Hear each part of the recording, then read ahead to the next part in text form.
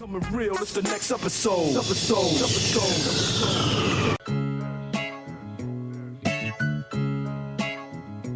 Welcome to Chicago, where the fire serve cold, with the Wolves and the Hawks never shiver in the snow. The Bulls keep it running, the Sox run the South, the Cubs run the North, but the Bears run the house. True Chicago sports fans got their ears to the street. Any team make a move and they never skip a beat. And in this house, this is where we be. Welcome to the show with E-Rock and Big Z.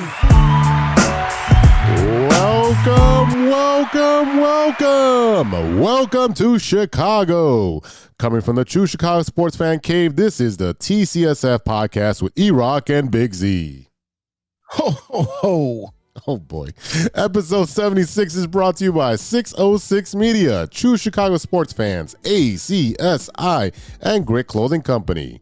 Don't forget to go to gritclothingco.com and get your official TCSF podcast t-shirt. Search for keyword True Chicago and use our promo code TrueFan15 for 15% off your entire order. That's TrueFan15. Go and get your official TCSF shirts now. Immediately. As always, I'm Big Z and I'm here with my boy E-Rock. What up, E? What's good, Z? What's up, ladies and gentlemen? Welcome to the show. If you're a first-timer or a long-timer, please remember to hit that subscribe button, that notify button, and go ahead and give us a review on your listening app of choice. And don't forget, you can support the show with a monthly subscription at anchor.fm/True Chicago Sports Fans. Go on over there and click on support, and you can subscribe to the show for as low as 99 cents a month. Look, it's the holidays, New Year's coming up, so help us make a little bit of extra coin. We got to pay for this equipment. Listen, do you like the show? Then tell your friends and they will tell their friends, and we can all be friends, and we talk about sports, movies, and all types of ill shit together.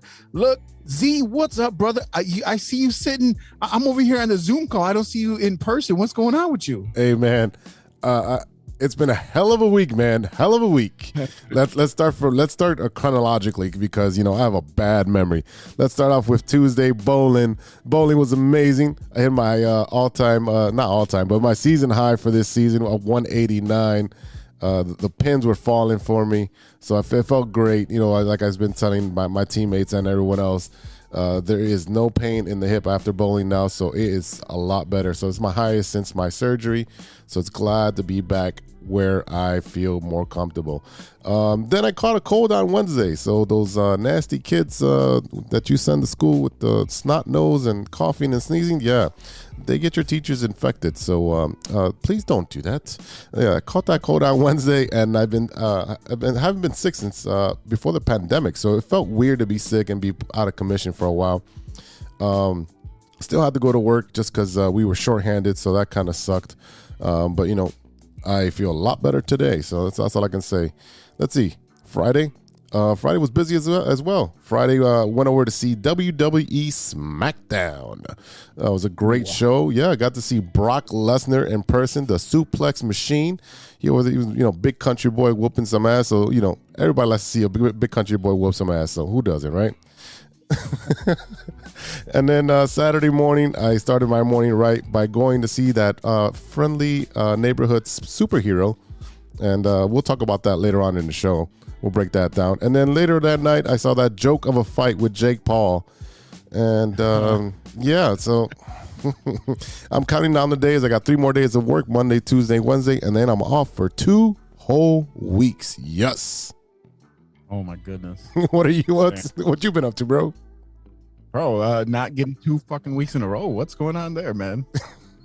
We talked about, I need my whole summer, and get out of here, man. You're a student. Get out of here. Look, man, I had a pretty great week, counting down the final days before Christmas, trying to get the last minute shopping in. Went out last Friday, go see Mike Logic and Ideal perform a couple of songs from Mike Logic's new album, as I was saying. Don't forget to go check that out on Bandcamp, mikelogic.bandcamp.com. That's Logic with a K. He's back. The new video for the single So Low is available on YouTube. It's been a while since I was able to check out some live music, a lot of different bands, acts, musicians, all types of stuff. You had some R&B, Jamiroquai, Feeling Cat, some of the new school hip hop that I have no idea what the hell they're saying and why they're jumping around so much. I feel very old when I do that, but that's what it is. But yeah, I mean, we had a good time, went out there, great production. Shadow Master MC was out there. For those of you who don't know, you need to figure that out. But yeah, make sure, like I said, go check out Mike Logic's new album, as I was saying, mikelogic.bandcamp.com, also available to stream. I've been listening to it nonstop, and the best part about it is you can go get it because it's a great Christmas present. Make sure you get it in. Like I said, Christmas, the season is here, ladies and gentlemen. 2021 almost over. Maybe you need a fresh start. So let me tell you about a great opportunity with our friends over at ACSI. With over 50 expert technicians in the Chicagoland area, ACSI offers a one-stop shop for telecom wiring, whether residential cable installation, fiber to the home, or commercial structured cable wiring. ACSI is a proud partner of both Comcast and RCN. Guys, let me tell you the most impressive thing about ACSI. During these hard times, the ACSI crew did their thing during the COVID-19 pandemic, and ACSI was awarded Hacia's 2020 Contractor of the Year award. The best part is that ACSI is growing bigger and better than ever. Start your new year off right. ACSI is now hiring for field sales technicians and project managers. Check out acsi.tech. That's acsi.tech and click on careers to apply today. ACSI as an equal opportunity employer. Go and get you a job. Please do it. Please. Look, this week it's Christmas. It is Christmas, ladies and gentlemen, my favorite time of year. We're going to do a little bit of discussion about this COVID outbreak in the United Center. The Bears are going nowhere, so we're going to introduce part one of our Bears head coach search. We're going to talk a little bit about our favorite Christmas memories and, as always, stirring the pot and what you looking at. But first, this is the Big Three with Big Z. Thanks, E-Rock. I'm Big Z, and you're not. Now, nope. Now for today's stories. Story number one. New York Giants legend Lawrence Taylor was arrested in Florida and is facing 2 felony charges per reports. The retired NFL legend Lawrence Taylor was arrested in Florida Thursday, as Fox Sports 640 Andy Slater first reported. The Hall of Fame pass rusher and longtime Giants star is facing 2 felony charges for failing to alert authorities to a change in his address. This comes 10 years after Taylor, who is 62 now, pleaded guilty to charges of sexual misconduct and patronizing a prostitute, resulting in him becoming a registered sex offender, which requires informing authorities of new residences. Taylor was booked around 8:45 p.m. Eastern Time, according to TMZ, and released later that Thursday night from the Broward County Sheriff's Office. His attorney, Arthur Aldea, told TMZ that the former linebacker has been complying with all of the rules and regulations regarding his legal status for the past decade. Taylor's is in the middle of divorce, and his local police department suggested it would be best if he slept at a nearby hotel. Mr. Taylor was consistently a resident of the marital home where he was registered, but on the advice of local law enforcement, he was sleeping outside of the home. We are confident that this will be dismissed at the first court hearing. What do you think about this, man? So, if you know who Lawrence Taylor is, LT, the original gangster, the original LT before LaDainian Tomlinson, you know that my man really likes drugs. He was a bit of a cokehead. We knew that. And, he was previously arrested in New York for raping a 15-year-old. He was arrested in November of 2009 after leaving a scene of an accident, and he's had a bunch of drug-related arrests since retiring from the league in '93. So, it's sad that we see him continue to be in the news for legal issues at the age of 62, and this is one of those things that's going to follow him around for the rest of his life because he couldn't shake it. He was kind of in that era of athletes who love to do like a lot of, felonious shit. Yeah. You thought he was above the law, right? It was just, well, it was a whole New York thing. It was like, hey, do you got Coke? I love Coke. Let's do Coke. So that was kind of their thing back then. But yeah, I mean, it kind of sucks. You know, he has to keep up on his P's and Q's. You got to stay up and make sure that they know where you are. Because once you're a registered sex offender, it's going to follow you around for the rest of your life. And you got to make sure that you let the authorities know what you're doing. Otherwise, it's going to seem real shady. Yeah, I agree with all that. Now, the thing is that if the local police department said, hey, you know, you're having disputes with your woman there and, you know, you're getting divorced and you're fighting with her, you know, maybe it's best you leave. So kind of an entrapment in a way, because you're telling him to leave knowing that he's a sex offender, and then you're going to charge him with not, you know, letting the authorities know that you changed address. You know, it's just what it is. I mean, you know, like I said, you got yourself into that situation. No one else did that to you. You know what I mean? So yeah, I can't feel sorry for him. You know, we can still recognize his accomplishments on the field, but you know, I don't want to hear no more about this heinous shit with this guy. I'm tired of that. There we go. Story number 2. All right, this one hit us hard earlier this year. Late NFL wide receiver Vincent Jackson diagnosed with stage 2 CTE. The former Chargers and Buccaneers wide receiver, who was found dead earlier this year in a Florida hotel room, has been diagnosed with stage 2 chronic traumatic I was practicing this earlier. Encephalopathy. I'm gonna get it. Encephalopathy. Nope. Still can't get it. You know what I'm talking about. Yeah, I tried this. I practiced this really hard before we went on air. Encephalopathy. Yeah, we all believe you. Sure. I have here. You know what? This is what I'm gonna do right now. This is what I'm gonna do. You need the word of the day calendar. Well, now you know what to get me for Christmas. Here we go. Encephalopathy. Thank you. Yeah, that's what I'm doing for the rest of the podcast forever. Yeah, the Concussion Legacy Foundation announced that Thursday. Jackson, who spent 7 seasons playing for the Chargers and 5 for the Buccaneers, was found dead in Brandon, Florida, in a hotel room in February after his family reported him missing. He had been staying in a hotel for a month. He was 38 years old. Vincent dedicated so much of his life to helping others. Even in his passing, I know that he would want to continue the same legacy. This is Jackson's widow, Lindsay Jackson, who said in a statement. So he donated his brain to the VABU CLF Brain Bank, and we hope to continue seeing advancements in CTE research, enabling physicians to diagnose the disease in living and ultimately find treatments options for the future. There's still a lot to be learned and understood about CTE, and the education is key to prevention. The conversation about the topic needs to be more prevalent, and our family hopes are that others will feel comfortable and supportive when talking about CTE moving forward. I mean, we're starting to see this a lot more in former NFL players and even in current NFL players who've been in the league for a long time, who don't know how many concussions they've incurred. So this is something that we're going to see more and more and more in the news as these players retire or leave the game. Yeah, I mean, and a guy like Vincent Jackson, if you don't know, he was also called VJax. I mean, he was one of these dudes that I really admired. I used to always have him on my fantasy team. I remember him with the Chargers with Phillip Rivers and LT the second and Antonio Gates, and that kind of I was like I was paying attention to the Chargers from far away, just kind of like watching to see what they would do. You know, it wasn't just the powder blues that made them so dope. It was just like they were such a good offensive team, and they could never truly get over the hump with the way that Tom Brady and the Patriots were playing at the time.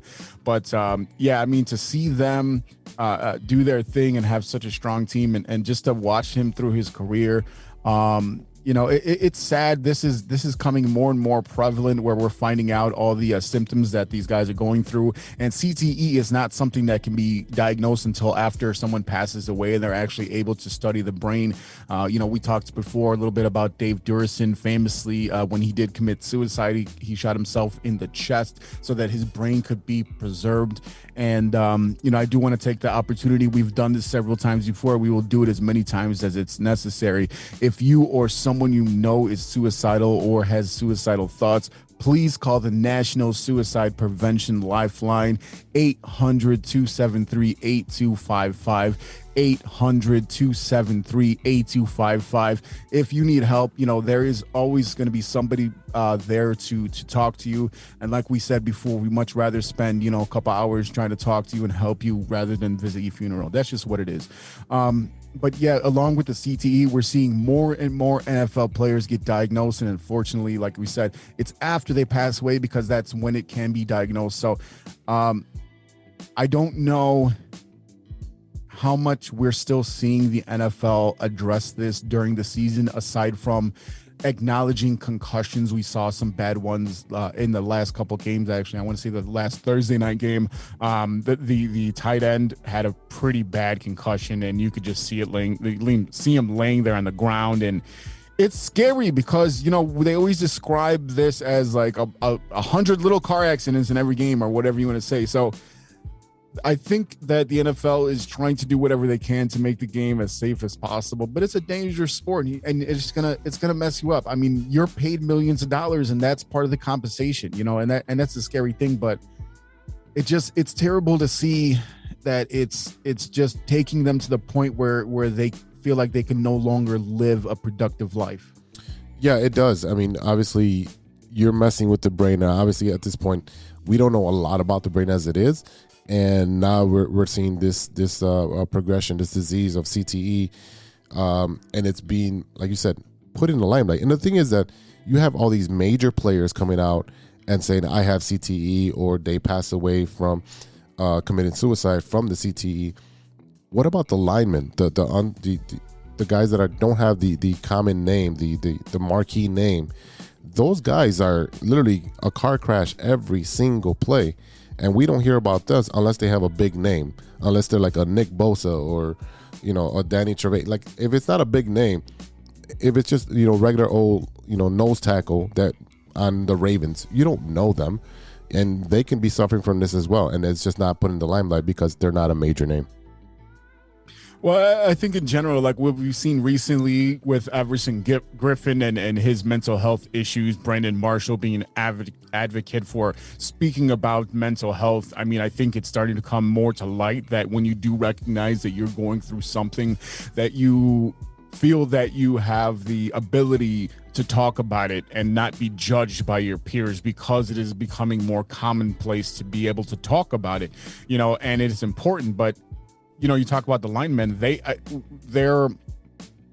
it's very small collisions compared to the linebackers. Mm-hmm. You know what I mean? Those linebackers that are further back, they're actually probably getting it worse than anyone else because someone's running at you, mm-hmm. and you have to react to that. You know what I mean? So, and you have no idea, and you really don't have that much control over which direction or how you fall and things like that. So that's the scary thing. But, Dave Durson on the defense for the Bears, Vincent Jackson offense, so you don't know. Junior Seau had an issue too, linebacker right there. So it's just, like I said, it's sad, and we just want these players to be as safe as possible because we enjoy the game as it is, but we want them to be as safe as possible, and we want to make sure that after they're done with the game that they can live a healthy and productive life. Well said. All right, story number 3. Let's end on a high note. Bills fans donate over $20,000 to a visual impairment charity to tease blind officials from the Buccaneers game last week. Yeah, I love this story. Numerous Buffalo Bills fans blamed the officiating for their team's loss of 33-27 in overtime to the Tampa Bay Buccaneers last Sunday. The ire toward the officials eventually turned into something positive, however. Bills fans began donating to Vision Impairment Advancement, a local nonprofit supporting people with vision loss, as a nod to the blind officials. Most of the donations came via a $17 increments to represent a Bills quarterback Josh Allen's jersey number.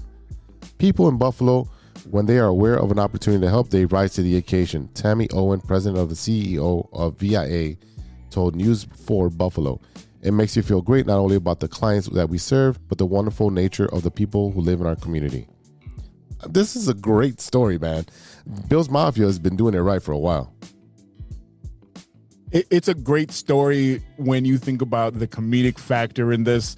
first and foremost. I mean, I think we've all seen someone making a drawing or a caricature of the three blind mice dressed up in their refs uniforms. And look, the Bills had such a hard time trying to get over the whole Tom Brady ghost that like sat there for them. The week before they lost to the Bucks, they lost to Mac Jones and the Patriots, and I want to say they had something like 5 games where it was like a one score game at the end, and they were on a bit of a losing streak, especially for a team that we saw that looked like it was going to be a Super Bowl contender. And don't get me wrong, they are a very good team, though. I think they'll bounce back, but it's kind of funny to see something like this, and for the city of Buffalo to kind of take over and donate to charity on behalf of the refs it's amazing as far as a charity standpoint, but it's also absolutely hilarious as from a fan standpoint. Well done, Bills Mafia. Absolutely. I'm Big Z, and that's news to me. We'll be right back after a word from our sponsor.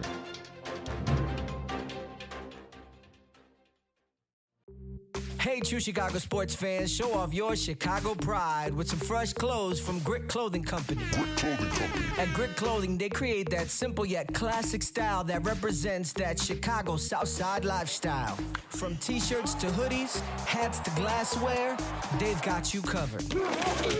Grit has everything you need to represent your Chicago pride, so do it right now. Check out gritclothingco.com and use the promo code TrueFan15. TrueFan15. For 15% off your entire order. Let me say it again. That's gritclothingco.com and use the promo code TrueFan15 for 15% off of your entire order.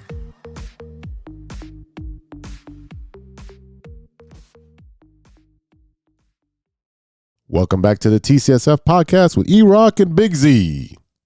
Yeah. This is The Loop, our Chicago sports roundup where we keep you in the loop. This is Chicago. Doors open on the left at Chicago. Welcome to Chicago. Welcome to Chicago. Welcome to Chicago. This is Chicago. Doors open on the left at Chicago. Welcome to Chicago. Z, what's going on at the Madhouse on Madison with the Chicago Blackhawks? But hey, as they say in hockey, let's do that hockey. The Chicago Blackhawks lost again in overtime to the Dallas Stars. In that game, we had a scary moment with Tanner Kirill was taken off the ice on a stretcher after the Dallas Star center was hit by Chicago Blackhawks forward Brett Connolly at the 3:02 mark of the first period at the American Airlines Center in Dallas this past Saturday. The Stars said that Kirill is conscious, alert, and responsive. He was taken to the hospital for precautionary measures and the evaluation. Kirill, who has 2 assists in 12 games this season, was looking down for the puck in the defensive zone when Connolly stepped up between the blue line and the right face-off circle and checked him. Connolly was assessed a major penalty for interference and a game for misconduct. Kirill fell backward and appeared to hit his head on the ice. The medical staff was called for a stretcher after the checking of Kirill. Connolly will have a hearing with the NHL Department of Player Safety this past Sunday. Did you see this hit, man? I saw the aftermath of him sitting there. I don't like to see those hits and things like that. It really kind of messes with me, but it's scary, and there's a reason why.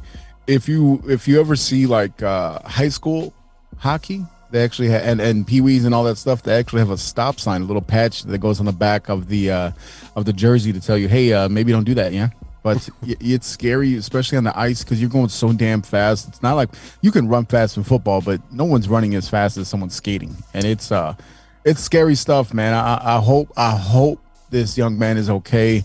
I know that a lot of the Stars players and coaches were a little bit scared and weepy when they were going up to the podium post game to talk about the game and what happened with him. So, I wish him all the best. And Connolly's he's gonna go through the protocol. He's gonna have a hearing and seeing what they're gonna do as far as suspension and fines and things like that, because it's a pretty major violation. Yeah, it essentially, this is just like in the NFL where you're hitting a defenseless player. They're not looking. They can't see you. And if you're going full speed and you're going to check somebody, I mean, you can really hurt somebody on the ice. Like you said, in football, you can still have like some type of grip and be able to maybe move to the side, maybe lessen the blow. But in hockey, it's hard to stop on ice, like to stop on a dime. Again, this hit was nasty. I saw the replays. I was called attention to it because I was watching ESPN, and then I saw his teammates crying on the podium, like you said, and they were shaking. They were like, "Oh, he's a great guy, this and that." And I believe that he had he was hit prior in another season, so because he spent time in the AHL prior to being called up for the 12 games, so he was making a comeback prior to that as well. So this is the second time he's been hit pretty hard. Again, we really want to wish him the best in his speedy recovery. I don't think Connolly had a malicious intent, just trying to make a big hit. Yeah, the Blackhawks interim coach Derek King, he says you don't want to see that or wish that upon anybody. Connolly is not that type of player, so I don't know if this was just a weird collision or he really didn't see him, but you hope Tanner is good. And he also said that Tanner is a real good kid. I had him in Rockford for a bit when Derek King was the coach of the Ice Hogs. And, he said, like I said, you don't want to see that, but it does happen in this game, and hopefully he's fine. So I'm going to go ahead and echo that sentiment. Hopefully this kid is okay and going to be okay. And, just talking about CTE with Vincent Jackson, this is definitely something that can happen with the concussions and things like that in hockey. And I don't think it gets talked about in hockey at all, really. So I hope the kid's okay. And, it's not good for the Blackhawks when you have so much bad press lately for this team. Everything with the sex scandal that we talked about before with the young man back in 2010. So, we just don't like to see any of this stuff pop up around our team or at all, to be honest. And like I said, we hope the kid's okay. And, there's not a whole lot I can say about this until we know everything that what they determine. Yeah. This is the second straight loss in OT as in many games. The Blackhawks are 4-4-2 in their last 10 games. I mean, right now, the expectation for the Blackhawks is that they get rid of this black eye from the that starts at the top and has been trickled down to the playing on the ice. They have a new coach. The lines are different. Players are getting moved around. They're playing a little bit better. They're losing games, but they're not losing by big margins. The problem is they can't stop anyone from scoring, and it's tough for the goalies to stand on their head night in and night out. So, E, my question to you is, what is your expectations for the Blackhawks the rest of the season? I mean, look, when we look at, started from the bottom, now we're here, right? That's what's going on. So you had, this coach who I don't know what the hell he was doing there in the first place. And now that everything is really coming to light with everything that happened with Q, and I think I mentioned this before, was that the reason that they got rid of him and changed over to Colliton when, Colliton, I feel like, was never ready to be an NHL head coach at all. But with everything that happened with Q, they fired him mid-season. There had to be, I think, a lot of things. Stan Bowman was out. There's a lot of things that I think that we didn't know about as far as fans and the public were concerned about what was going on behind the scenes with that organization. So, after they had everything turned around and after the whole thing with the older generation of the ownership and all that stuff, we saw all this stuff happening. So I really wonder if Coach Q being let go had to do something with that. Now, you look at where they are now, I think this is kind of where the national media, the big hockey guys, expected this team to be. You're not super good. You're not real bad. You're kind of in the middle. So I think that they They have done such a weird job of getting rid of players that we expected to be here for a long time. Like I talked about before, Panarin, the bread man.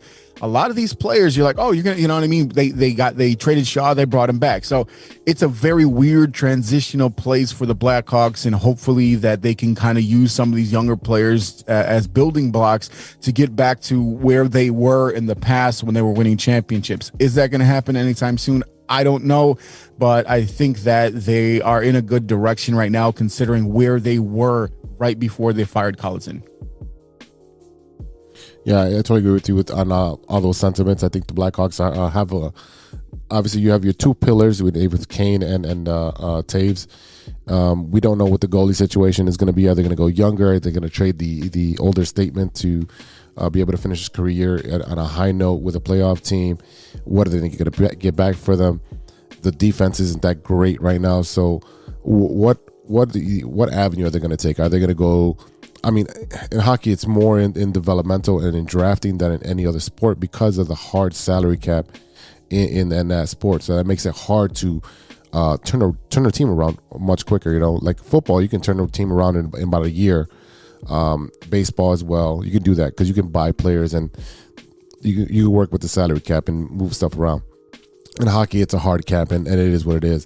And these guys are getting 10-year deals for $30 million, so they're making $3 million a year. They're not getting paid a lot. So we hope that the Blackhawks can actually make this season a little bit more fun than it started. Yeah, I mean, the diehards are going to watch no matter what. So, I mean, that's kind of like how that goes, especially with the Blackhawks and also the other tenants of the United Center. Z, tell me what's going on with the other side with the Chicago Bulls. Basketball, give me the ball because I'm gonna dunk it. The Chicago Bulls team-wide COVID-19 scare is almost coming to a finale, brother. The Chicago Bulls star DeMar DeRozan's guard Kobe White and Javonte Green are clear for the NBA's health and safety protocols as of this past Saturday and will be available to play against the Lakers. Now, I know you guys are going to hear this on Tuesday. We're recording on Sunday, guys. So this is what we know at this point. Sunday night's game against the visiting Los Angeles Lakers. So they'll be available to play for that game, providing that the Bulls, with a few reinforcements for the first game in more than a week. A fourth Bulls players, Derrick Jones Jr., also cleared the league's protocol this week, but was listed as questionable for Sunday on the team's injury report. The Bulls haven't played a game since December 11th in their loss to Miami's heartbreaker. A team-wide COVID-19 outbreak landed 10 other players in the league's protocol and resulted in 2 other games being postponed. However, Chicago has not reported any new positive cases to players or coaching staff since Monday. After a week away from the team's activity, the Bulls returned to practice this past Saturday afternoon, hoping to put their season back on track. E, what do you think about this, man? So, we sat here forever waiting to see if they were actually going to postpone some games. I mean, we saw some games get postponed in the NFL, NHL with that affecting the Blackhawks. But, I mean, I felt like it took way too long for the NBA to figure out, hey, maybe we should push these games back and because at one point the Bulls didn't even have enough players to play a game. You're required to have at least 8 at any time, and they didn't have that many because literally the whole damn team had COVID. It started with Kobe White, you had DeMar DeRozan, you had literally, as you went down the line, you had AO, you had everybody at some point be like, well, I guess it's my turn. Now, were they sick, or did they have symptoms, or did they just test positive? I don't know. And we know what kind of effects it can have on a professional player, because you think about what effects it had on someone that we heard Stacey King talking about it a little bit and talk about how it kicked his ass on when he went to Twitter and talked about it a little bit. I didn't even know that Bill Wennington had it when he was after he filled in for him on the TV side. So this is something that I think we all know at this point is no joke. I mean, it's one of those things where we don't want to be bogged down by the sense of like, well, we don't have, you think about back to the beginning of the COVID outbreak when you're like, I won't even look in your direction because I might get sick. Everyone literally was like rotating around each other in this big circle. Like, oh, if you take one step forward, one step back, like we all had a restraining order against each other. But it got to the point where we kind of had a little bit more information. Our vaccines came out. You can get your booster shot. Your kids can get the vaccine. And we kind of know how people are reacting, kind of know how to react to the symptoms a little bit quicker. And this last variant seems to be very spreadable compared to the Delta, the Omicron. And, hopefully none of these players are effective. But what I've heard from when it first broke out, and I want to say it was South Africa, that it wasn't as bad as some of the previous variants. So hopefully this really didn't attack them, and they are able to go ahead and build on the success that they've had early on in the season. Yeah, this really sucks. It comes at a bad time because they were playing pretty good ball, except for the couple losses that they had. But the Bulls still have 5 players on the roster remaining in the league's protocol. That includes Zach LaVine, Troy Brown Jr., Ayo, Alize Johnson. They're all going to miss the game against the Lakers, and they're expected to be out till after Christmas. You also had Matt Thomas, who was eligible to return after completing his 10-day isolation period, but he's listed as doubtful on the team's injury report. And while Chicago had another player, Stanley Johnson, enter the league's protocol this month, he was only signed to a 10-day contract for a hardship exception to aid the Bulls' ailing roster. So you've got guys that they signed for a 10-day contract because everyone else is out, and then this guy gets it as well. I mean, it's just nuts on how it's been spreading over there. Yeah, that was kind of ironic that the guy that they signed to ease up on some of the COVID cases was ended up getting COVID himself. So, and the funny thing is that I want to say that when we talked about this a little bit before on the last episode, they're like, what are they doing that they're so that they're around each other so much? Well, they're in the same locker room. I mean, that's what it is, and especially on a team where you only have 15 players, for your whole roster, you're a lot closer together. We saw a lot of football players get it too, because we saw right now, I think Sean Payton's out. There's a lot of players in professional sports right now that are dealing with COVID because, like I said, this most recent variant is very contagious. Very. Hopefully, like I said, hopefully they're able to come back and do their thing and click the way they were before, because we still haven't. I mean, we saw how quickly they were able to kind of play together as a team and figure each other out. So hopefully they're able to get back to that, because Christmas Day is usually a really big day for the NBA. It's they're kind of coming out. Okay, who the good teams are versus the bad teams, the guys that might make look like buyers versus sellers. So it'll definitely be interesting to see what happens with this Chicago Bulls team going into 2021. Right. Funny enough, Frank Vogel, who's the coach for the Lakers, will not be coaching the Laker game because he's in COVID protocol as well. That's insane. Yep. All right. Next up for the go ahead. Yeah, you know who else is all messed up is Frank Gore. Shout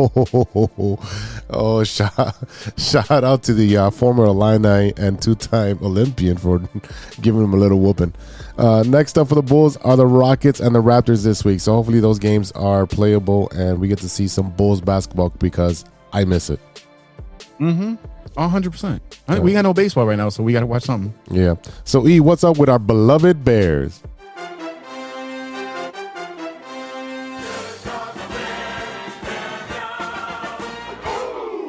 All right, speaking of COVID, the Bears announced some good news regarding their COVID-19 outbreak on Saturday. The team activated nose tackle Eddie Goldman, who is for some reason not vaccinated, even though he took the whole of last year off due to COVID or whatever.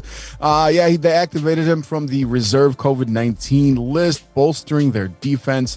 The Bears still have 12 players and all 3 coordinators in the COVID-19 protocols. The players remaining on the protocol are Allen Robinson, who isn't playing this year anyway, Eddie Jackson, Andy Dalton, Larry Borum, Artie Burns, Mario Edwards Jr., Duke Shelley, Jesse James, Ryan Nall, Joel, that guy, Sam Kamara, and Isaiah Coulter. No idea how to say Joel's name. Igabigabit, that guy. Sorry, man. If you listen, I'm sorry, I can't even spell that.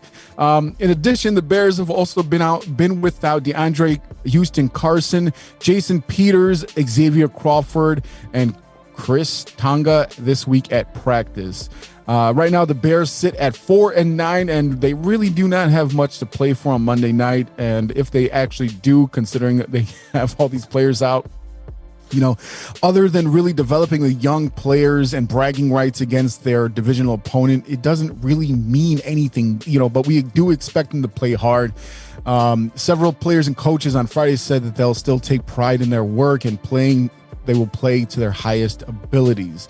But look, if the Bears want to pull a little bit closer to second in the division, they're going to have to go out there and do their thing. Yeah, I mean, so this is difficult. You have, I don't know, how many players did you mention? About 15 of them? Jesus. And I think the minimum that the NFL roster needs to have is 36, but 38 would be a little bit more comfortable because you have to take account with the kicker and the punter, those two guys that are barely on the field. But 36, that's a lot of guys out. Jesus. I think Cleveland and the Raiders had a similar situation where they had to postpone the game because of all the COVID cases. Cleveland was one of those teams that did have a pretty big COVID outbreak. And, it's funny that you say that the NFL requires you to have 36 players, because if I look up and down the Bears roster, I think I see maybe about 4 or 5 actual players on this team. So I don't know what they're doing playing NFL games. It's been a very frustrating season. I think that when the Bears drafted Justin Fields, we thought that they were going to be, this much improved team, and we forgot about the coaching that they had on this team. So look, I think that we can agree right now, we can only really look at the development of Justin Fields going forward for this season. That's the only thing that still matters in the last 4 games. We know that there's a 99% chance that Matt Nagy will no longer be the head coach of the Chicago Bears once this season is done. Now, there's an argument right now that if Justin Fields, should he be starting? Well, guess what? Number one, Andy Dalton's on the COVID protocol, so Justin Fields is going to start unless you're trying to put Nick Foles up there. And, funny enough, I actually saw an article talking about Nick Foles trying to kind of develop into this coaching role, which we have seen him on the sidelines with the iPad and looking over things with Justin Fields. Now, the thing is that if you notice throughout history, the players that are never that great usually make great coaches. Agreed. They usually do.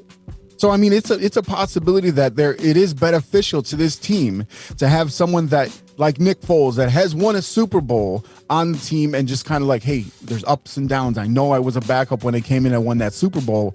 But let me ask you your opinion. Do you think, barring whatever's going on with Andy Dalton, do you think that Justin Fields, if he is healthy, should he be starting for the remainder of this season? That's the biggest caveat. If he's healthy, put him out there. Give him the most experience that he can.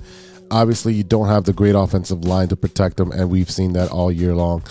But if he's out there, let him learn how to read defense. We talked about the progression of Patrick Mahomes his first year. He said, I couldn't read a defense. I was just reacting and tossing the ball up. And obviously, you had a better core of players of talent out there with him. But Justin Fields needs to be able to read a defense, be able to assess what's going on the field and say, okay, I don't have a play now. I need to be able to throw the ball away. And I don't need him running every single play, running for his life, because he's already got a cracked rib. The last thing you want to do is injure himself even further, and then he's out for this season and next season or whatever it may be. So him being healthy, yeah, I want him out there. And I do like that he has a mentor on the sideline, giving him advice. Hey, you missed this. This is what it should be. Because when we saw, Jesus, what's his Foles, BDN, BDF or whatever his name is now. When we saw Foles out there, he was arguing with Nagy when he was out there saying, no, this is what I should be calling, and Nagy's calling the play, and he's like, no, I want to call this play. Why are you slowing me down? So if you see a veteran quarterback having being disgruntled about play calling with Nagy, he doesn't want that to happen to Justin Fields. So he's saying, hey, this is when you see this kind of coverage, this is what you should do. Maybe do a check down, live to see another play. You don't need to make a splash play every single play. That's not the NFL. It's not going to happen like that. Even Aaron Rodgers doesn't make a splash play every single play. So you got to check it down. Just move the chains. Move the chains. Use your running back. Use him to protect you. Move the ball. Get a change of pace. Yes, you need them out there. So yes, he should be out there. And there's no one else to back him up, really. I mean, who's the emergency quarterback? The emergency quarterback is David Montgomery. Okay. All right, then. All right. So I want to talk about a couple of things, a couple of points that you made there. Number one, talking about the offensive line. Within the last couple of weeks, we actually have seen the two rookies that they drafted, Larry Borom and Tevin Jenkins, take the field. Larry Borom came up after he was finally healthy. I don't even remember what was wrong with him, but it took him a while to be able to get into the game. Now he's in the COVID protocol, so that sucks because we don't get to see him out there. But we saw Jason Peters, 39-year-old Jason Peters, get hurt in that Packers game and get hauled off. And then we saw Tevin Jenkins get his first actual regular season action where it wasn't on the special teams. He had been playing a little bit of special teams the week prior. And now we actually saw him in a game. And he had a couple of penalties, and it was stupid penalties. It was rookie penalties because he's a rookie. But he actually did not play bad. And seeing him and Borom out there gives you a little bit of hope for the future, because Tevin Jenkins was drafted way lower than he was expected to be drafted. Originally, when the Bears had the number 20 overall pick, that's where he was actually projected to be drafted, and they were able to get him much later on in the second round after they did their trade with the Giants to get Justin Fields and move up to 11. So now, we can talk about that. That's number one. Now, number two, we talk about the fact that we see him working with Nick Foles on the sideline. Nick Foles famously had a conversation with Brian Griese prior to a Monday night game, I think it was last year, where he says that me and Nagy are on the same page. He didn't say it exactly that way, but it did come out that there was some transgression and disagreement that were going on between the quarterback and the head coach. That's not something you ever want to see, considering the fact that your head coach was a former quarterback. He was in the Reno League, and we saw him. I just watched the Matt Nagy hype reel not too long ago, actually, this week, where he showed his highlights from winning a Arena Bowl championship. So I think the biggest problem with Nagy is that he's almost unwilling to learn. He's almost making himself, as a coach, uncoachable, because any coach, you learn from coaching and you learn from your players. You learn how to deal with your players. You learn what they like, what they don't like, what they're good at, what they're not good at. You know how to navigate that water. And he had a problem with not only navigating that water, but also knowing how to delegate, because he wanted to be the play caller so bad that he couldn't figure out that, hey, I'm the head coach now. I have to pay attention to the defense as well and to the special teams as well. So I have to be able to allow my offensive coordinator, who I've been through 3 of, I have to allow them to do their job and actually call the plays and develop a game plan. Number one.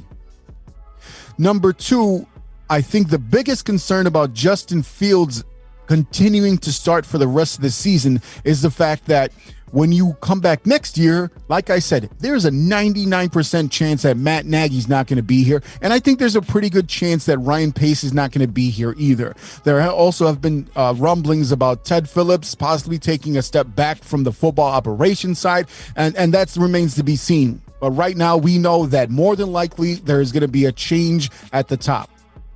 Matt Nagy sitting there forcing his system onto a guy who he's not going to work with next year. Is that beneficial to Justin Fields, or is that going to hinder him going forward? Okay, I think that we can agree that Justin Fields getting as much playing time as possible is a good thing. And I think that what you do is you sit there with that thought in the back of your head that, hey, I know he's not going to be here next year, but let me see what I can do. Let me see if I can at least grab some of this stuff to help me develop in the NFL, and maybe lean on a guy like your boy BDN, okay?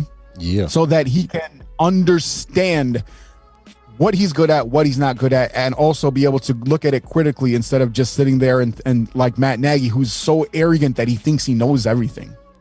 No, I totally agree with you. And that's a great point, that the administration most likely will not be here. We are hoping that they clean house and they start fresh, and they actually do their due diligence and hire somebody as a president of operations that knows football, not someone that's associated with the family, someone who's actually proven that can build an organization from top to bottom and be able to hire people and then just keep delegating Keep hiring people that know what they're doing. You want proven commodities. You don't want to take any more risk, especially with your franchise quarterback that's supposed to be here for hopefully the rest of his career and take us to the Super Bowl in the future. That's what you want. You want the best for the development of that quarterback and the organization. Who will that be? I don't know. Who do you have in mind?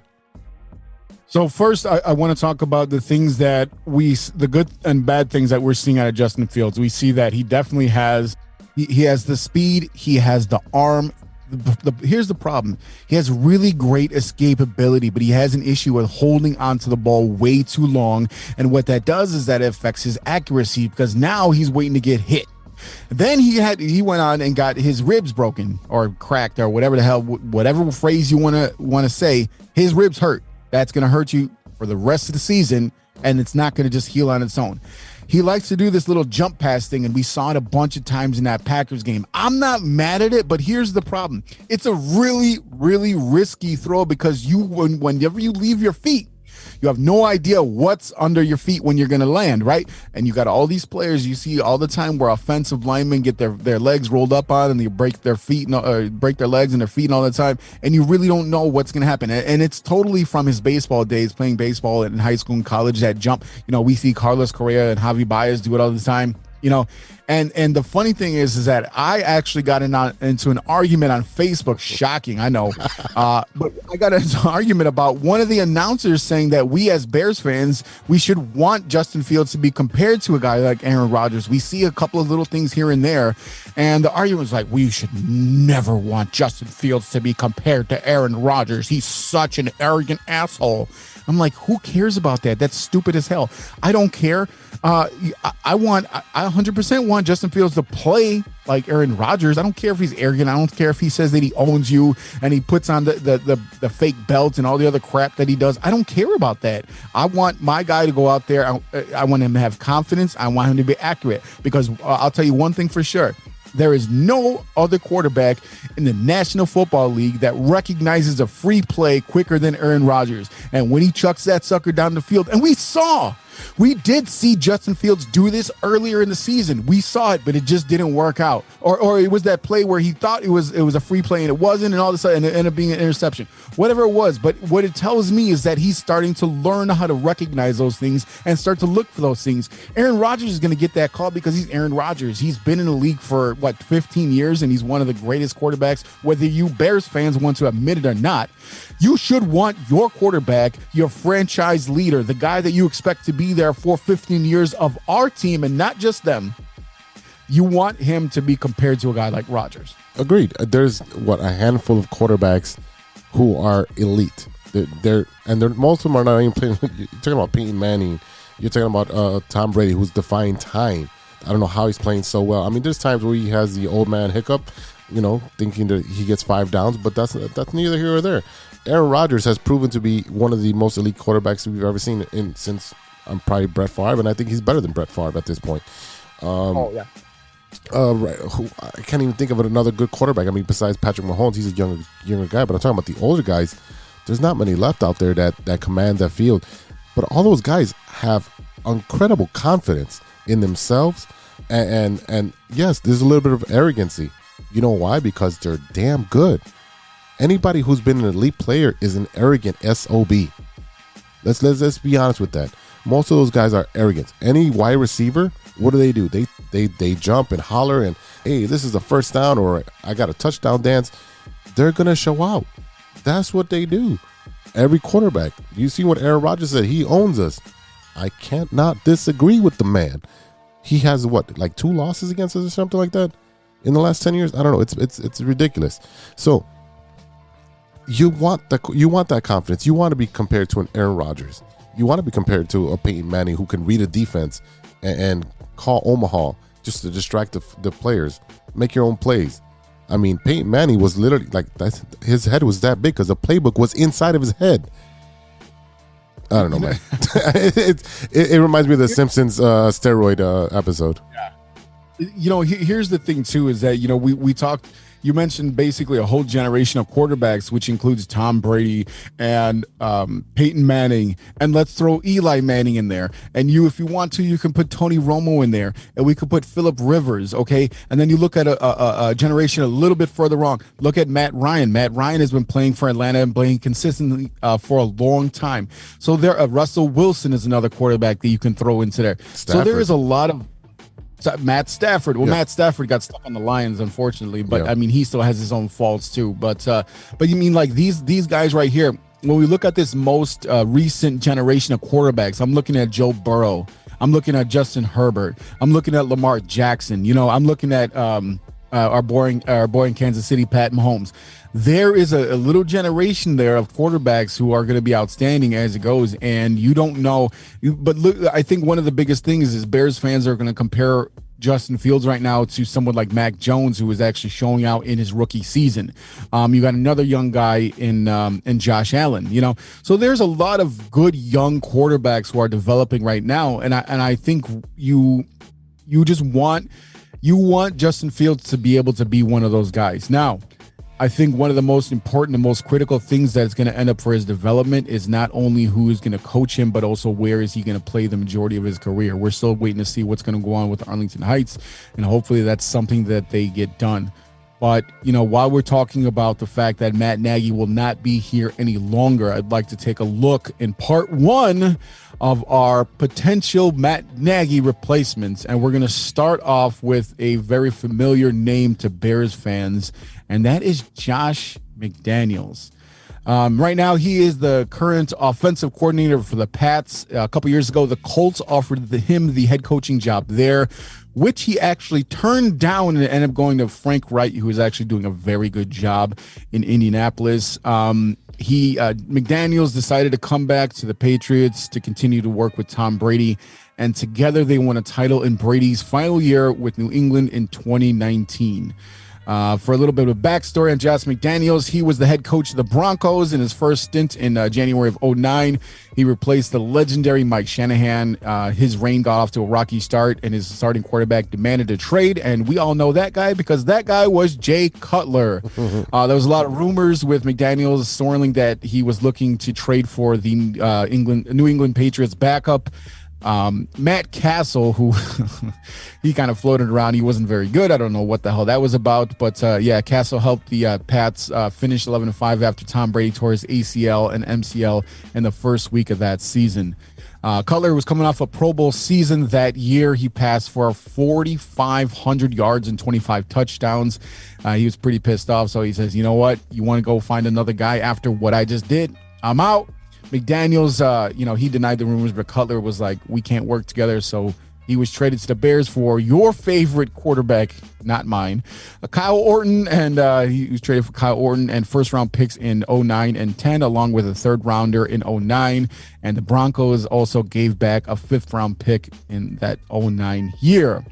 So now McDaniels has been rumored for a while to be a head coaching candidate around the league. It looks like he will get a second chance to be a head coach in the NFL. He's only 45 years old. So we hear a lot of people saying that they want a guy who's established in the NFL. He's been with the Patriots for a long time. He was a head coach for a short while, did not work out with the Broncos. But again, he's only 45. Would you be in favor of bringing in Josh McDaniels as the next Chicago Bears head coach? I think that would be a good choice. I believe one of the good choices out there. I mean, there's going to be a handful that you can do. Josh McDaniels, obviously, just like any first coaching job, any first coaching go-around, it doesn't go well. Belichick didn't have first go-around. I mean, as we see, Nagy's not having a good first go-around. No one has that because you're still learning on the job. Now, McDaniels has been with under the Belichick tree, and there's only been two coaches who have been successful. I think Doug Vrabel from Tennessee. He was under Mike Vrabel. But Mike Vrabel. Yeah. VRABL.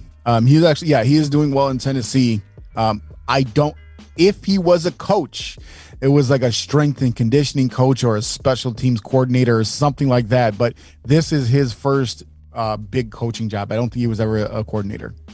Yeah, so I think McDaniels, knowing the quarterbacks and being with Brady and that offense, which they've been nothing but plug and play. It doesn't matter. They pick up guys off the street, and the offense just keeps on rolling. So I would be in favor of this. Now I'm going to flip it around. Would you go after Sean Payton? Well, we'll talk about Sean Payton if he becomes available. I'm not going to talk about a guy on another team. That's just not. You can trade for him. To me, that's a moot point. I have a whole list. We're going to do this for the next 5 or 6 weeks because we're going to go through. I want to give each of one of these coaching candidates a true chance so we can sit here and debate about it. And so would I take Sean? Yes, but he's not available. He's on the team right now, so I feel like it's wasted breath. It's wasted breath to talk about Sean Payton right now. I don't know where the hell that came from. They're like, oh, let's get so-and-so from the team that he's been on for 15 years. I'm like, why would he leave? Why would you leave that? Yeah, change of pace. I don't know. But so you think McDaniels would be a good choice then? Oh, look, I think that when you have a young quarterback and you see what he's doing with Mac Jones right now. Now, Mac Jones has a different skill set than Justin Fields. Justin Fields is definitely much more skilled athletically, but you look at Mac Jones, I mean, he's a prototypical Tom Brady clone as far as like, potato body white guy who can throw the ball and is very high football IQ. And he had a national championship. So, I mean, I think that, he would be a good coach because we know what he can accomplish. And, like you said, Matt Nagy not ever being a head coach before he began his stint with the Bears. That first go around rarely goes well. And I'm hoping, honestly, I like Nagy as a guy. I think he's a good guy. I think he sticks up for his players a lot, even though he says a lot of weird shit like the whole BU thing. I get that. The big ass Denny's menu and the way that we got to look at the why. Well, the why is because you guys didn't do a good enough job. That's just what it is. So I think Nagy might get another chance in the future to be a head coach, but I think he's going to have to do the same thing with McDaniels, like where he sits around and it might be another 10 years before he gets a chance. And you got to prove yourself. So 45 years old, he was a coach, 10, 11, 12 years ago. I'm not opposed to this hire at all. I think he did a lot of growing up in that time, and he can also benefit from being off of that Belichick coaching tree. Now, you're not wrong. Most of their coaches don't do well in the NFL. Romeo Crennel did not do well with the Browns and wherever the hell else he went. Okay. Charlie Weiss was a freaking disaster when he went to Notre Dame to be their head coach. There's not a lot of coaches that come off of that Belichick tree. Now, don't forget, Belichick is off of the what's his name? Bill Parcells tree. Thank you.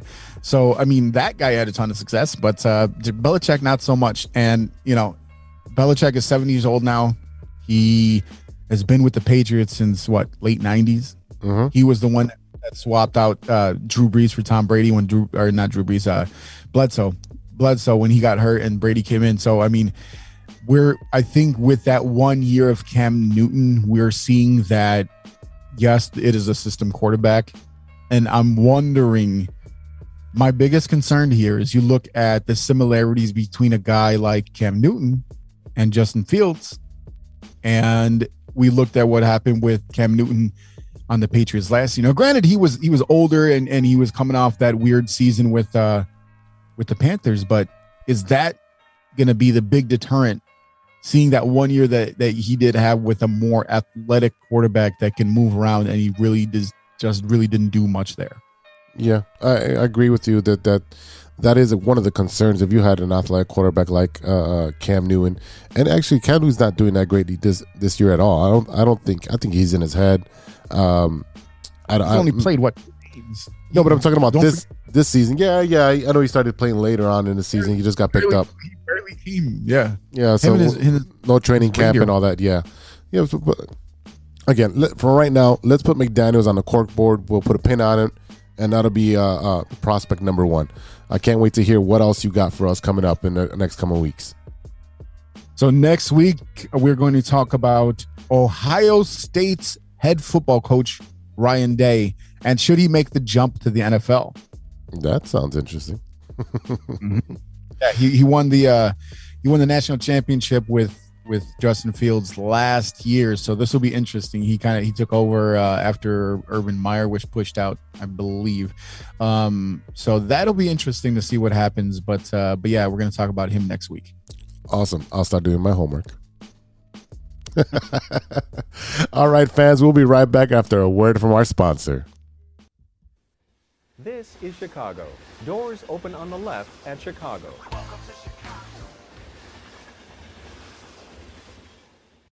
We all know that 2020 was no joke, and with an ever-changing world climate, many people are looking for a new opportunity. Guys, are you looking for a career that rewards effort and makes you feel valued as a team member? Let me tell you a little about our friends at ACSI. ACSI is a certified RCN business agent. They provide the same RCN services with a personalized touch.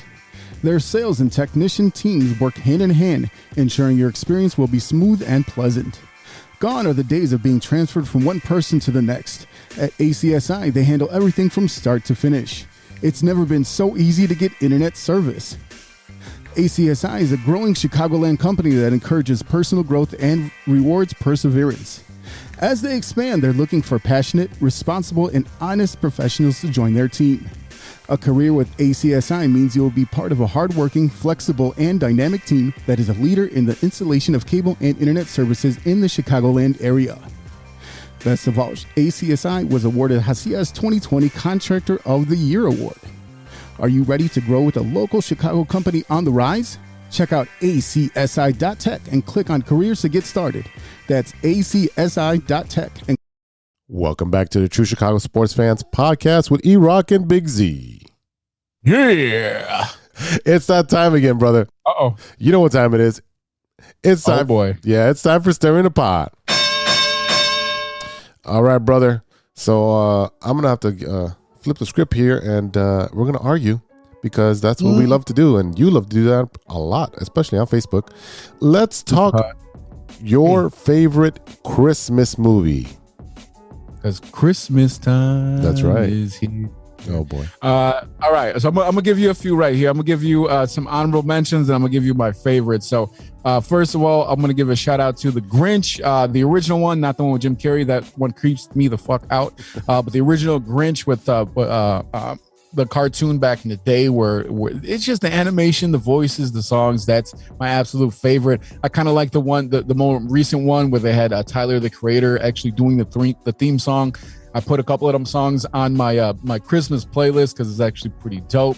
And also Home Alone, man, like Home Alone and the franchise. But if I'm going for my favorite, I'm gonna give you two. My favorite family friendly one. Okay. Santa's coming to town. Oh my God, Santa here? I know him.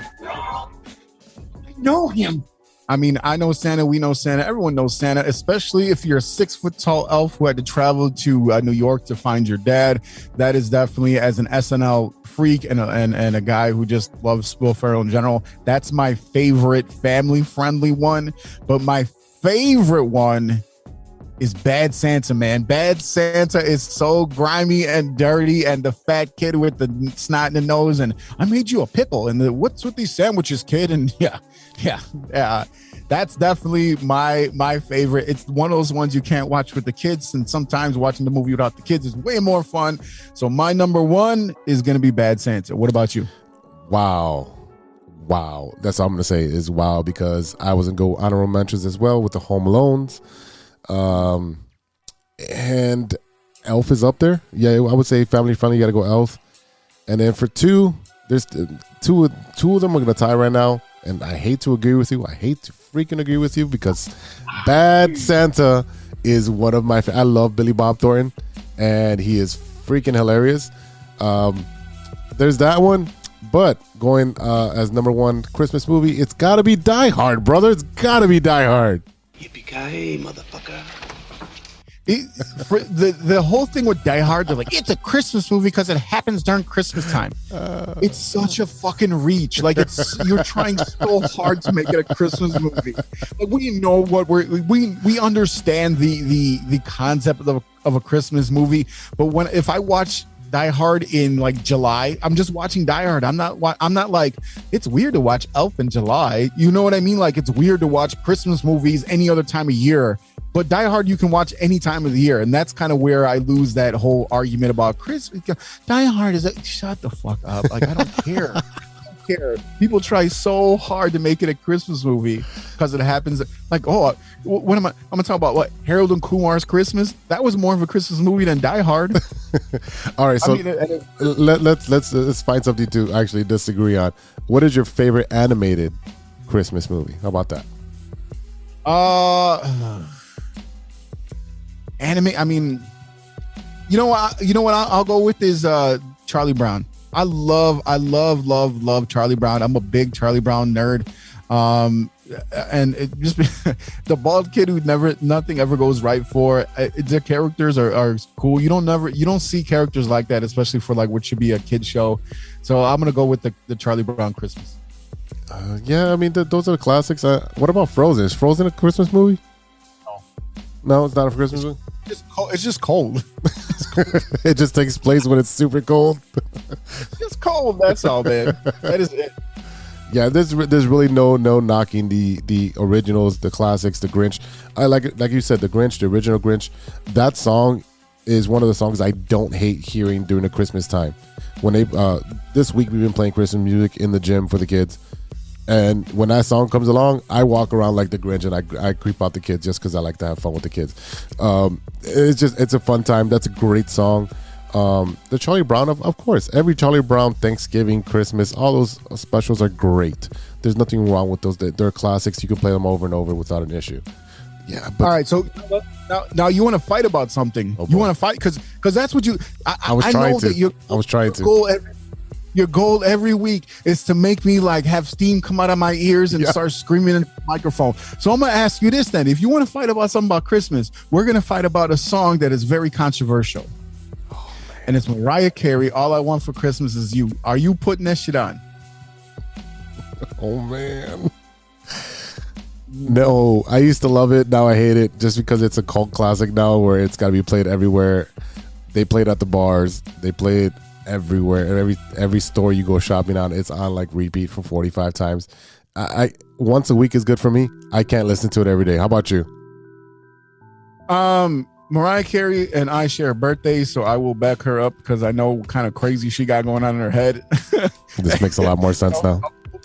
Also being mixed race, we're in the same corner. So anytime that she wants to sing that song, I'm cool with it.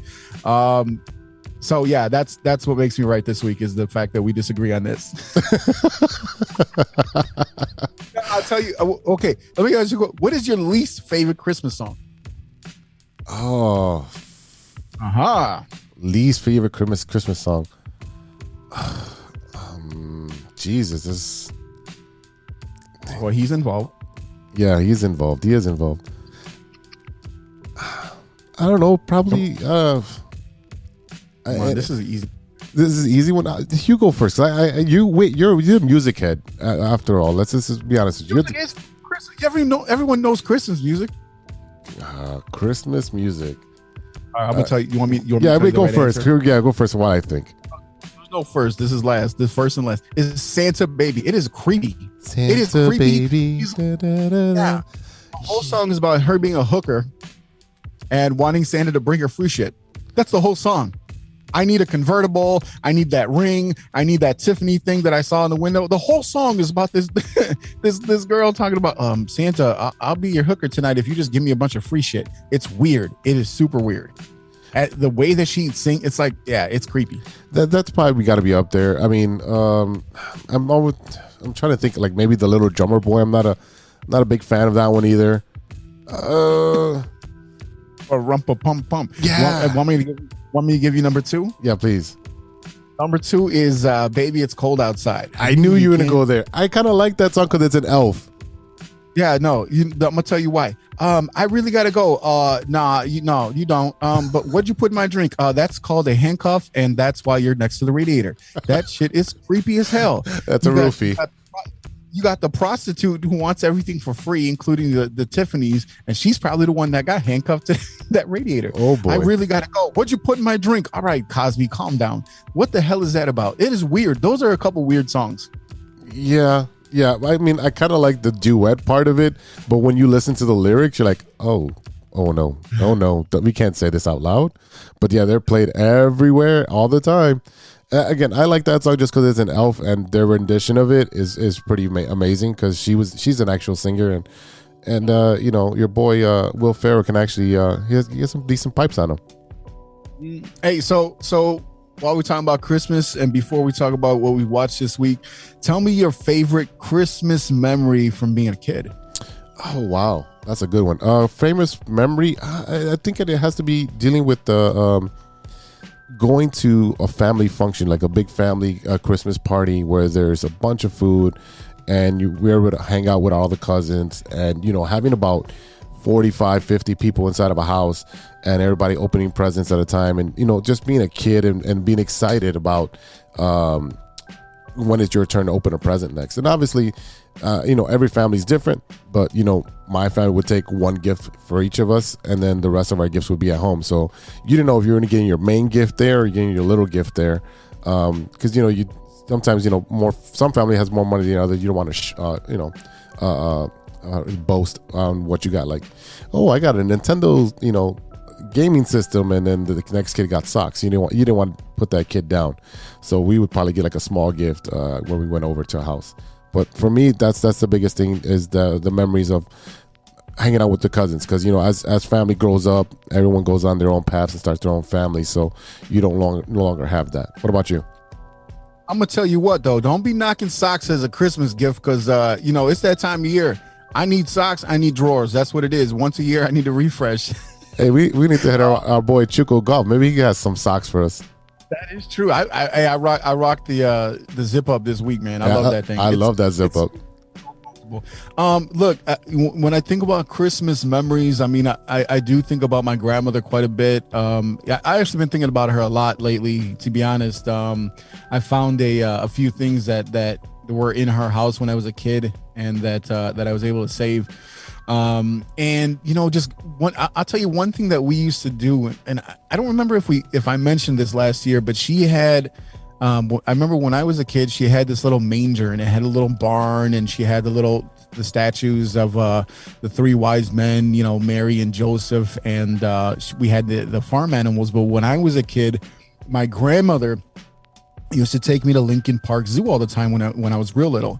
And one of the things that we used to love to do was going to the farm in the park, or the farm at the zoo. And we used to always get the little plastic toy cows and the pigs and stuff like that. So every Christmas, when she would set up the manger scene, she had this long buffet table, and I would literally take all my other toys and kind of just build that out. So I'd have the little farm animals closer to them, and they're small. And then I would literally, from that point, just kind of cover the rest of the buffet with Transformers, Hot Wheel cars, all that stuff, and just make this whole big scene where they're just all like there for this thing. That is one specific thing that I remember always doing at Christmas, and it was always so much fun. And the other thing that I used to like to do when I was a kid was go Christmas shopping for my family. I mean, I remember going to like Service Merchandise up there where by the Hip, and old school Kmart, and just going to get like whatever little tiny gift. And I'll tell you, the funny thing is because it's not like now where you can get like 157 rolls of wrapping paper and they all match and all this other crap. I used to wrap gifts with the comic pages from the newspaper. Nice. Because that's what I used to pull out of the paper. I used to read them every week, and I would save them so that when I had a gift to give to someone, I would wrap that up, because in my head I'm like, you can also read the comics when you're done. So it was kind of almost like a bonus thing, and I always loved the comic strips. But yeah, I mean, that is my favorite. Seeing the family and all that stuff. A lot of my cousins and everything like that, I didn't grow up with them. They live all over the country. So just those moments with my grandmother and spending time and all that stuff. And I remember always getting clothes and stuff like that for Christmas. And my mom would try really hard to make Jamaican food, and she was not good at it, but she was trying to do it for her dad. And I remember having to try to choke down this terrible American version of Jamaican food. But yeah, I mean, those are the biggest memories. I remember getting like a pair of Puma boots, and I thought it was so cool because we never got name brand shoes back in the day, like at all. I didn't get a pair of Nike, so I was in high school. So like I was in 5th grade, and I remember like these cool little Puma hiking boots, and I was like, oh, okay, what's up? All right. So yeah, those are the ones that stick out the most to me. If you can name one gift as a kid that sticks out, like the one gift as a child that you were like, oh my God, I got this. What is that gift?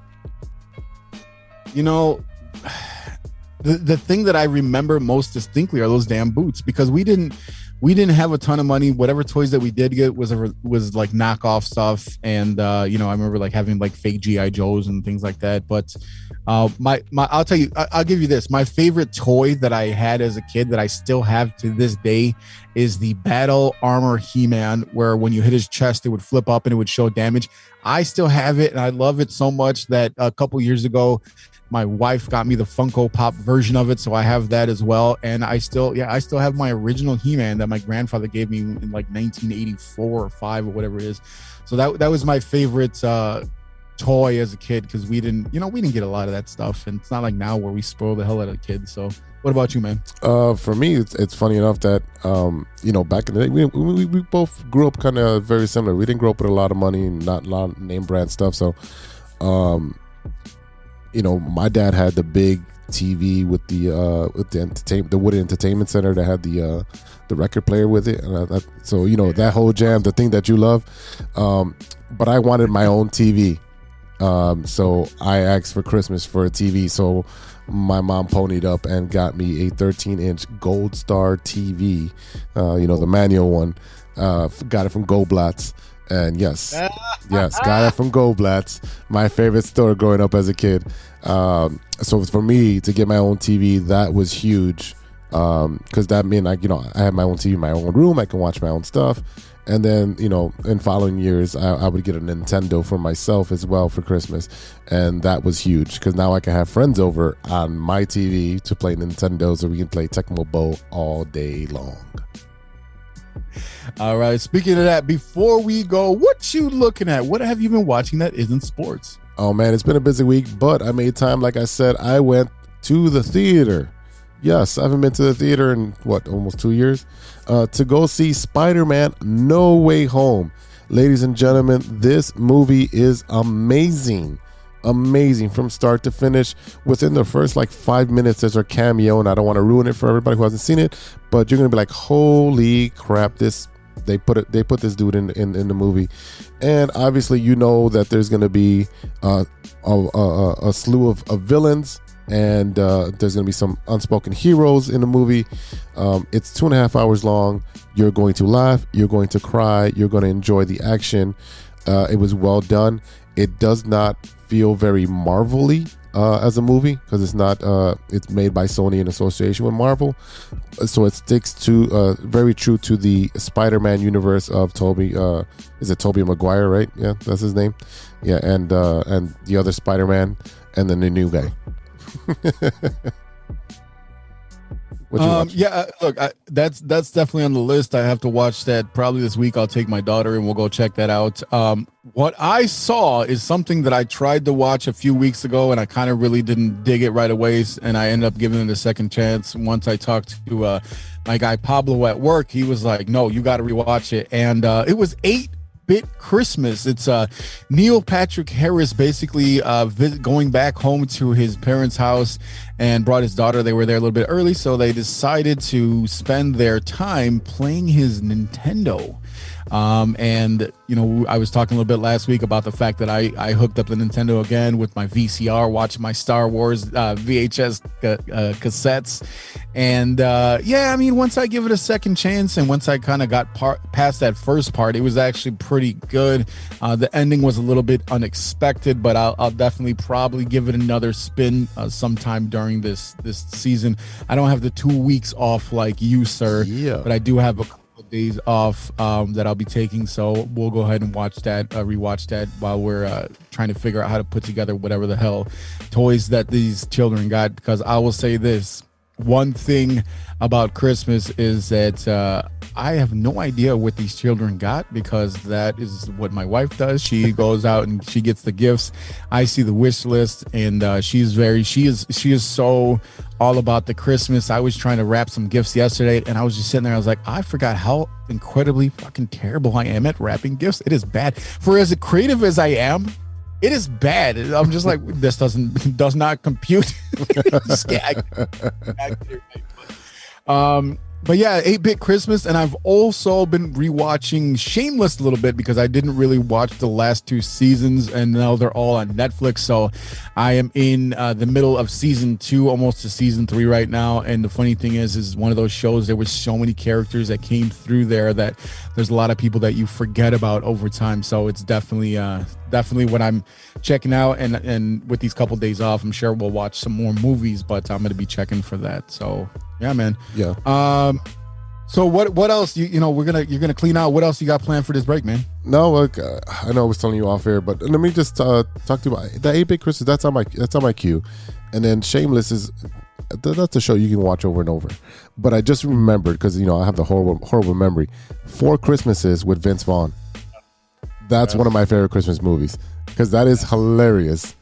All right. Anyways, for my Christmas break, this is what I have. I have to plan an itinerary. I got to get my butt up early. I'm going to go to the gym. I need to lose this COVID 45 pounds I put on. It's all in the center section of my body. I need to lose because these thick thighs are ripping these jeans, man. I got to get into the gym. Also, I have to rearrange my place because as a teacher and as a podcaster, I don't have really much time to do my laundry and clean my place out. So that's got to be done. Walk the dog, go to the gym. Again, I got to redo the office here. I gotta keep up with E-Rock over here because he has a tremendous office full of stuff organized meticulously. And if you haven't seen one of our live Facebook events, there is every corner of his room is detailed to the figurine or the book. So shout out to him for inspiring me to fix my place up. So yeah, the office has got to be done. Got to redo the kitchen. Literally just a lot of housework just to get done. But get my ass in the gym is the hardest part, and I got the time to do it. And then catch up on shows that you keep recommending. What about you? Well, yeah, the shows that I recommend, I watched a season and a half of, and I forget about the rest of the show forever. And so, yeah, I mean, like I said, I don't have the time all the way through out, but I will. I got a couple of days here and there. We're gonna spend some time at home with the kids. I mean, it's funny because my youngest daughter has been very into me lately. She was always into mom, but lately she wants to see, hang out with dad and have fun. And her and my older one trying to wrestle and beat me up all the time, which is always fun. And I'm like, this is how you get hurt, just so you know. When I'm holding you back and you're like, try to strain, but I'm a lot bigger than you. So that's how these children get hurt. But yeah, I mean, like I said, just hanging out with the family, just relaxing, trying to appreciate the fact that we made it another year and we're healthy and, we're employed and, we enjoy the new fireplace in the living room and just chill out, But yeah, I mean, look, before we get out of here, I want to shout out, all the people that have had a hand in the show in the past season, in the past year, all the people that we've been involved with, whether it's, Mikey O and the CPD Knights and Grit Clothing and ACSI and all of our fantastic guests, Mike Logic, Gigantor, Yomer Sanchez and Carlos Zambrano and Chuck Garfine and just so many people that have been so generous with their time and, to be a part of what we're trying to do here. We just really appreciate you so much. And we really hope that you and your families have a fantastic holiday season, whatever it is that you celebrate. Just know that we appreciate you and we wish you happy holidays, Merry Christmas, Kwanzaa, Hanukkah, which I know was 3 weeks ago.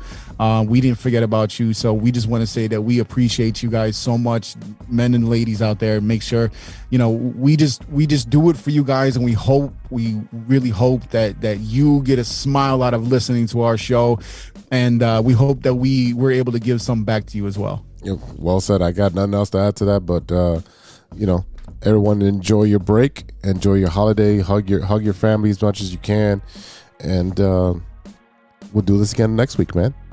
Let's get out of here. Absolutely. Let me get a quick shout out to my Uncle Ronnie, who passed away around this time last year, right when we were getting ready to go to Nationals. I still think about you quite a bit, and I miss the hell out of you and all of our family members that no longer with us.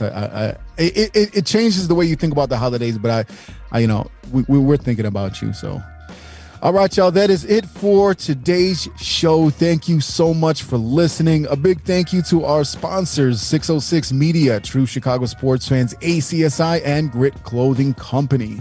Don't forget to go to gritclothingco.com and get your official TCSF podcast t-shirt. Search for keyword True Chicago and use our promo code TrueFan15 at checkout for 15% off of your entire order. That's TrueFan15. Go and get your shirt right now. Hopefully next year we'll have hoodies available, but I know there's a couple people that asked. Right now it's just t-shirts, so go get those, and then once we got some new designs, we'll be coming up with those next year. Don't forget to visit our new friends over at acsi.tech and check out their career section to start an exciting new career in the communications industry. Go to acsi.tech, that's acsi.tech, and click on careers to apply today. Shout out to our friends at the Some of This and Some of That podcast. New episodes now available on your favorite streaming service. Coach Mo and Justice talk about all types of topics, relationships, all that good stuff. So make sure you check them out.